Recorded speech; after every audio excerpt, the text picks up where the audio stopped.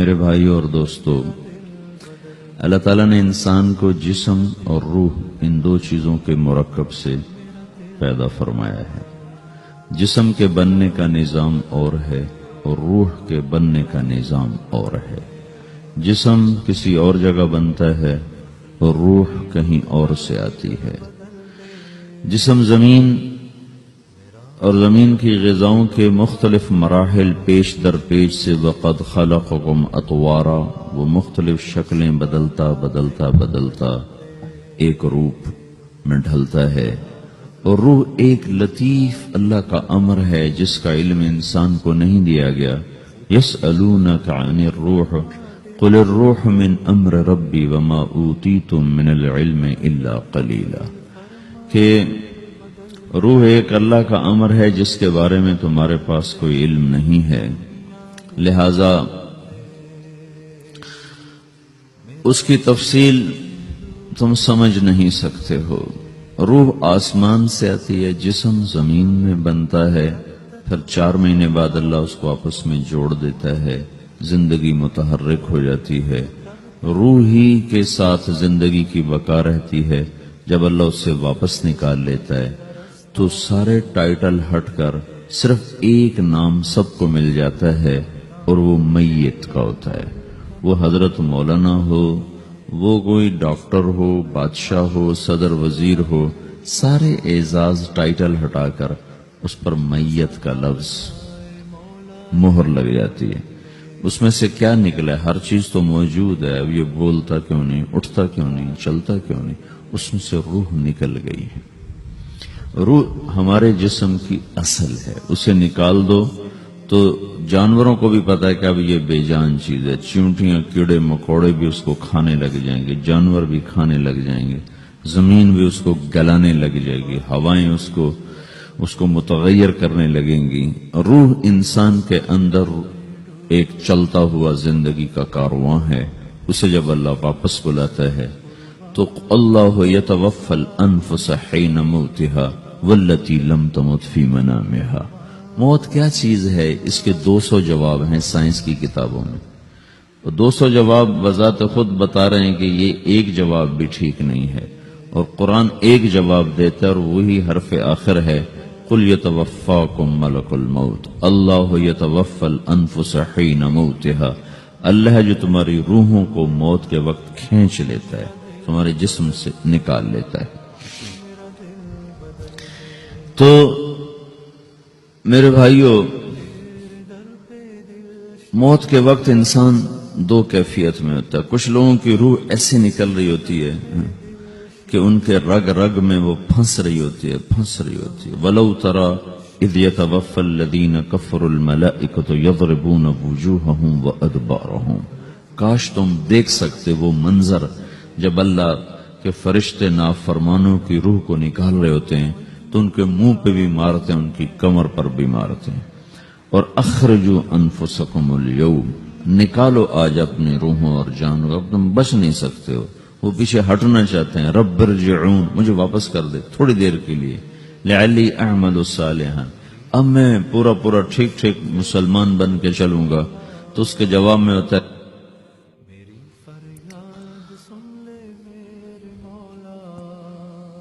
اور حدیث پاک میں آتا ہے کہ ملک الموت اترتا ہے، اس کے ساتھ 4 فرشتے ہوتے ہیں۔ وہ 4 فرشتے آتے اس کی پٹائی شروع کر دیتے ہیں۔ ابھی پرسوں یہ حدیث میں نے پڑھی ابن ماجہ میں کہ ملک الموت کہتا ہے ایتھا النفس الخبیثہ کانت فی الجسد الخبیث، اے خبیث روح جو خبیث جسم میں تھی، اخرج، باہر آؤ۔ اب وہ واپس تو ہو نہیں سکتا، اپنے آپ کو روک تو سکتا نہیں، تو وہ حیران، پریشان، خوف زدہ، تو اس کے جواب میں اس کو ملک الموت کہتا ابشری بحمیم وغساق وآخر من شکلہ ازواج، تیار ہو جاؤ خوفناک عذاب کے لیے اور کھولتے پانیوں کے لیے، کانٹے دار جھاڑیوں کے لیے، اور بے شمار عذاب کی شکلوں کے لیے۔ تو اس کی روح کو جب کھینچتے ہیں تو رگ رگ سے وہ کٹ کٹ کے نکلتی ہے، تو سارا وجود زیر و زبر ہوتا ہے، سکرات کا درد ساری دنیا کے دردوں پر حاوی ہے۔ جب اس کی روح نکلتی ہے اور اس کو لے کر آسمان پر چلتے ہیں تو دروازے پر پہنچتے ہیں تو اندر سے فرشتے پوچھتے ہیں کون ہے؟ کہتے ہیں فلاں فلاں کا بیٹا ہے۔ کہا نفس خبیثہ فی الجسد الخبیث، یہ تو وہی بدماش ہے جو بدماش جسم میں تھا، یہ وہ بدبخت روح ہے جو بدبخت جسم میں تھی، اس کے لیے آسمان کے دروازے نہیں کھل سکتے، اسے واپس کر دیا جائے۔ تو آسمان کے دروازے لا تفتح لهم ابواب السماء ولا يدخلون الجنة حتى يلج الجمل في سم الخياط، کہ ان کے لیے آسمان کے دروازے نہیں کھلیں گے اور ان کے لیے جنت کے دروازے نہیں کھلیں گے، پھر یہ وہاں سے نیچے گرائے جاتے ہیں جو اللہ کا قید خانہ ہے سجین۔ وما ادراک ما سجین کتاب مرقوم، وہ تمہیں خبر نہیں کہ وہ کیا خوفناک قید خانہ ہے جو اللہ تعالیٰ نے بنایا ہے، اسے وہاں دھکیل دیا جاتا ہے۔ پھر قیامت تک اس کے لیے انتظار کی گھڑیاں ہیں اور عذاب کی شدت ہے۔ اور جب کوئی نیک آدمی اللہ تعالیٰ کے دربار میں جانے کا اس کا وقت آتا ہے تو اللہ تبارک و تعالیٰ فرماتے ہیں ان الذین قالوا ربنا اللہ ثم استقاموا تتنزل علیہم الملائکۃ الا تخافوا ولا تحزنوا وابشروا بالجنة التي كنتم توعدون نحن اولیاؤکم فی الحیاة الدنیا وفی الآخرة ولکم فیہا ما تشتہی انفسکم ولکم فیہا ما تدعون نزل من غفور الرحیم۔ جب کوئی نیک مرد عورت کے جانے کا وقت آتا ہے تو اس کے لیے بھی فرشتے آتے ہیں اور آ کر اس کو خوشخبری دیتے ہیں اور آ کر اس کو تسلی دیتے ہیں کہ آپ غم نہ کریں، پیچھے والے بھی آپ کو مل جائیں گے، آپ خوف نہ کریں، آگے ساری منزلیں آپ کے لیے آسان ہیں، آپ کے لیے جنت بھی تیار ہے، رب بھی مہربان ہے۔ اور حدیث پاک میں آتا ہے کہ ملک الموت اور 4 فرشتے آتے ہیں، وہ 4 فرشتے اس کو سہلاتے ہیں، دباتے ہیں کہ موت کا درد اسے محسوس نہ ہو، اور ملک الموت فرماتے ہیں ایتھا النفس الحمیدہ کانت فی الجسد الحمید اخرجی، اے نیک روح جو نیک جسم میں تھی باہر آؤ، کیا کرو؟ وَأَبْشِرِي بِرَوْحٍ وَرَيْحَانٍ وَرَبٍّ رَاضٍ عَنْكِ غَيْرِ غَضْبَانٍ، آپ کو بشارت ہو آپ کے لیے جنت تیار ہو چکی ہے اور وہاں کی ساری نعمتیں آپ کے لیے میسر ہو چکی ہیں اور اللہ آپ پہ راضی ہو چکا ہے اور اللہ آپ پہ خوش ہو چکا ہے۔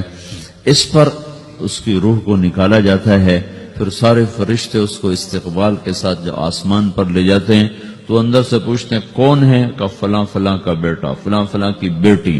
کہتے ہیں نفس حمیدہ فی جسد حمید، یہ تو نیک روح تھی جو نیک جسم میں تھی، مرحبا بہ، اس کو ہم سب استقبال کس کا کرتے ہیں، اور ایک دم آسمان کے دروازے کھلتے ہیں، پھر وہ پہلا دوسرا تیسرا چوتھا سارے آسمان پار کرتا ہوا اللہ پاک کے عرش کے نیچے کے جا کر، مرد ہے یا عورت، وہاں جا کر سجدے میں سر رکھتا ہے اور اللہ تعالیٰ فرماتے ہیں ہاں اس نے ہمیں خوش کیا، ہم اسے خوش کریں گے، اور اس کو عافیت کے ساتھ وہاں آسمان میں، پہلے آسمان سے لے کر اللہ کے عرش تک یہ سب ویٹنگ روم بنے ہوئے جہاں اللہ اپنے اپنے درجات کے مطابق جنت والوں کو ٹھہراتا ہے، اور وہ انتظار گاہ ہے اور وقت ختم ہو جاتا ہے، لہذا انتظار کی جو تکلیف ہے وہ بھی ختم ہو جاتی ہے، وقت ختم تو انتظار کا احساس ختم اور ٹائم کے گزرنے کا احساس ختم۔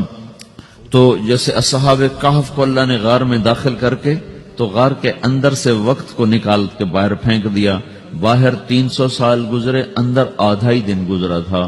وہ جب اٹھے ہیں تو وہ 25 برس کا نوجوان 325 سال کا ہو کے نہیں اٹھا، وہ 25 سال کی عمر میں اٹھا ہے، نہ ناخن بڑا ہے، نہ مونچھیں بڑی ہیں، نہ ان کی داڑیاں لمبی ہوئی ہیں، کیونکہ تو زندہ تھے، مر نہیں گئے تھے، تو زندہ کے تو بال بھی بڑھتے ہیں، ناخن بھی بڑھتے ہیں، لیکن وہ اس طرح اٹھے کہ 300 برس گزر گئے اور 25 برس کا نوجوان 25 سال کی عمر میں اٹھا ہے، 20 برس کا 20 برس کی عمر میں اٹھا ہے، اور وہ کہنے لگے کم لبثنا، بھئی کتنا ٹھہرے ہیں؟ کہ یومن او بعض یومن، لگتا ہے کوئی دن آدھا دن ٹھہرے ہیں۔ وہ صحیح کہہ رہے تھے، باہر اللہ تعالیٰ نے وقت کی گھڑی کو چلائے رکھا اور اندر غار میں اس کو سوئچ آف کر دیا، نکال دیا، یہاں وقت کو داخل نہیں ہونے دیا، تو وقت کے گزرنے سے جو بھی اثرات مرتب ہوتے ہیں وہ ان پر مرتب نہیں ہوئے، تو وہ آدھے ہی دن کے بعد اٹھے ہیں، باہر 300 سال، اندر آدھا دن.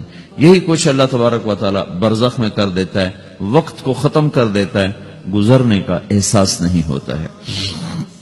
تو اس طرح میرے عزیزو، یہ دو موتیں ہر انسان دیکھتا ہے. یا وہ جنت کے فرشتوں کا استقبال دیکھتا ہے یا جہنم کے فرشتوں کی مار اور پٹائی کو سہتا ہے. رابعہ بصری رحمت اللہ علیہ کا انتقال ہونے لگا تو انہوں نے رات کو فوت ہوئی تو انہوں نے اپنی خادمہ کو بلا کے فرمایا کہ کسی کو بتانا نہیں، جب میں مر جاؤں تو پڑوس میں 2-4 کو بلا کر نا میرا جنازہ پڑھوا دینا، اور جس کرتے میں تہجد پڑھتی تھی وہی میرا کفن بنا دینا، اور صبح بے شک لوگوں کو بتا دینا میرے مرنے کے بعد میری میت کو رکھنا نہیں، فوراً دبا دینا. جب ان کا انتقال ہوا تو انہوں نے پڑوس کے 2-4-10-20 آدمی بلائے اور ان کی تدفین تجہیز سب کچھ ہو گئی. صبح شور مچا کہ وہ رابعہ بصری کا انتقال ہو گیا. تو اگلے دن وہ خواب میں اس خادمہ کو ملی اور کہا بیٹی تیری بڑی مہربانی، تو نے میری وصیت کے مطابق عمل کیا. اس نے دیکھا کہ انہوں نے ایک خوبصورت سبز لباس پہنا ہوا ہے. تو وہ فرمانے لگی، انہوں نے سوال کیا کہ آپ کے ساتھ قبر میں کیا ہوا؟ تو وہ کہنے لگی کہ میرے پاس منکر نکیر آئے تھے اور مجھ سے کہنے لگے من رب کی، تیرا رب کون ہے؟ تو میں نے کہا سبحان اللہ، 40 برس جس کو میں نہ بھولا سکی اس کو 4 ہاتھ زمین میں آ کے میں بھول جاؤں گی. ان کا 42 برس کی عمر میں انتقال ہوا. تو وہ کہنے لگے سبحان اللہ، جس کو میں 40 برس نہ بھولا سکی میں اسے 4 ہاتھ زمین کے اندر آ کے بھول جاؤں گی. تو منکر نکیر کہنے لگے اس کا کیا حساب لینا؟ پھر انہوں نے پوچھا کہ وہ آپ کا وہ کرتا کہاں گیا تہجد والا جس میں آپ کو کفن دیا تھا؟ کہ وہ اللہ نے مجھ سے لے لیا ہے اور میرے اعمال کے خزانے میں رکھ دیا ہے. قیامت کے دن میرا وہ کرتا بھی میرے ترازو میں تولا جائے گا اور مجھے یہ لباس پہنایا ہے جو جنت کا لباس ہے. یہ بھی ایک موت ہے. اس طرح بھی لوگ مرتے ہیں. اور دوسری بھی ایک موت ہے. ہمارے علاقے کی بتا رہا ہوں، اپنے علاقے کی. ایک زمیندار مر گیا، اس کی قبر کھودی، ساری بچھوؤں سے بھری ہوئی، ایسے جیسے چیونٹیاں پھر رہی ہوتی. تو انہیں وہ بند کر کے دوسری کھودی، ساری بچھوؤں سے بھری ہوئی. پھر وہ بند کر کے تیسری کھودی، ساری بچھوؤں سے بھری ہوئی. قبرستان میں اتنے بچھو کہاں سے آ گئے؟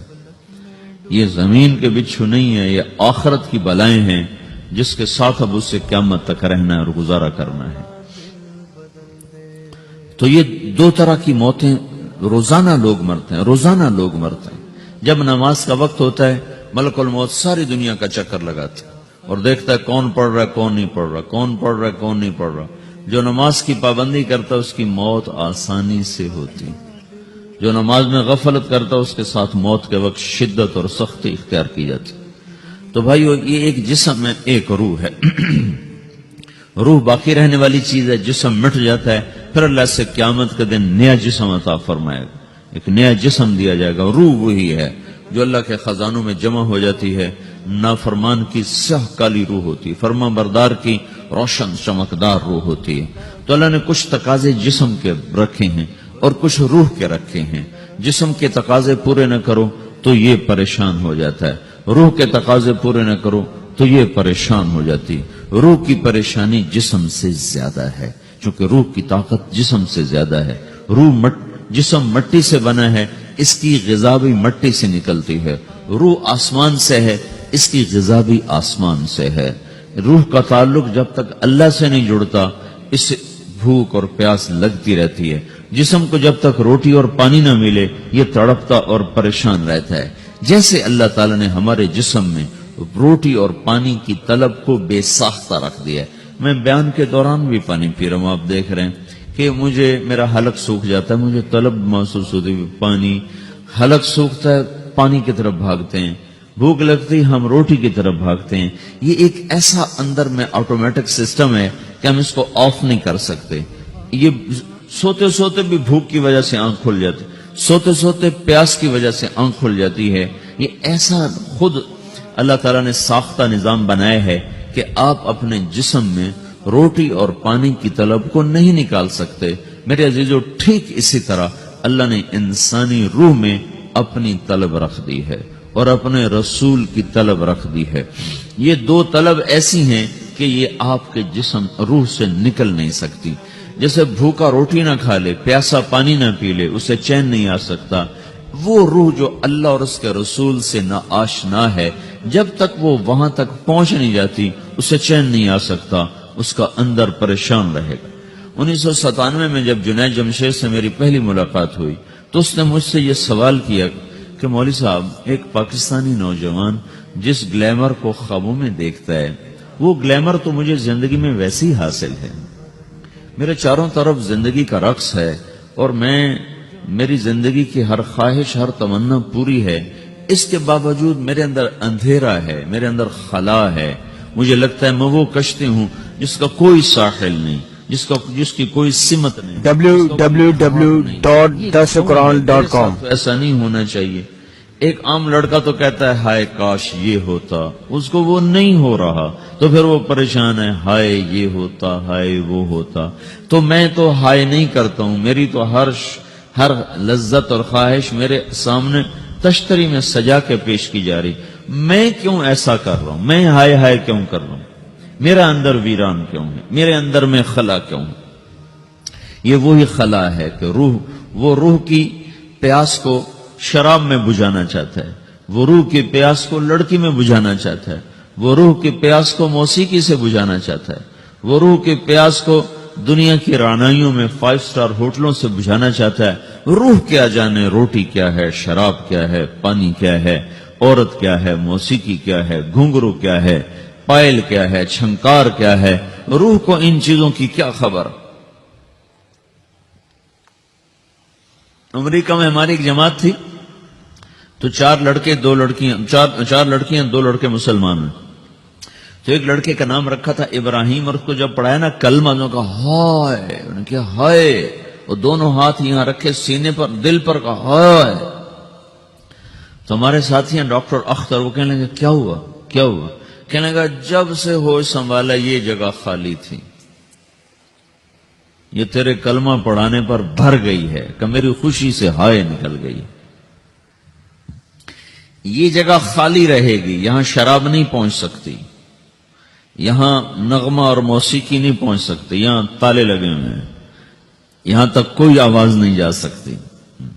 دل کے تاروں پر ایک ہی نغمہ چڑھ سکتا ہے اور وہ اللہ کی یاد کا ہے، اور اللہ کی محبت کا ہے، اور اللہ کے رسول کی محبت کا ہے. باقی کوئی مزراب ایسا نہیں جو ان تاروں کو چھیڑ سکے. باقی کوئی چیز، آواز ایسی نہیں جو دل کی دنیا پر جا کر دستک دے سکے. یہاں بند دروازے ہیں، یہاں صرف اللہ پہنچے گا، اللہ کے رسول کا تعلق پہنچے گا، باقی کوئی چیز یہاں نہیں جا سکتی.